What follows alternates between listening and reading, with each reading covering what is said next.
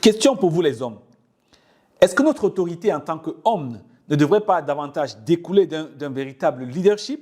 Alors, pour illustrer le cas de l'impact des divorces de plus en plus important aujourd'hui, je vais parler du Canada. Dans la diaspora africaine et particulièrement celle du Canada, je pense que les divorces explosent. Parce que les hommes y arrivent après avoir exercé, après avoir eu une carrière professionnelle, une première carrière professionnelle, donc une vie de famille en Afrique.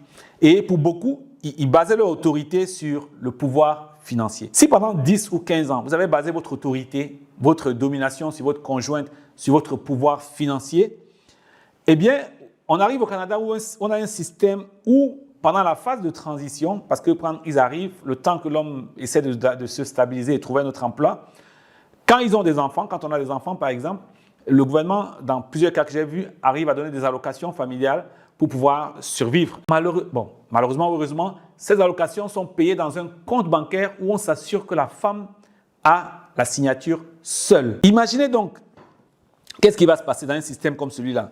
Une femme qui a été mise à l'écart pendant trop longtemps, une femme qui a été soumise parce qu'elle n'avait pas le pouvoir financier, elle se réveille un matin, c'est elle seule qui a le pouvoir financier pendant que l'homme se cherche encore, comme on dit chez nous. Alors à ce moment-là, malheureusement, parfois la revanche est disproportionnée, n'est-ce pas? Et les choses, et ça explose dans le couple. Question pour vous les hommes.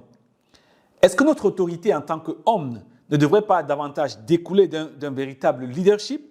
Est-ce que nous devons continuer à faire que notre autorité vis-à-vis de notre conjointe découle de notre pouvoir financier?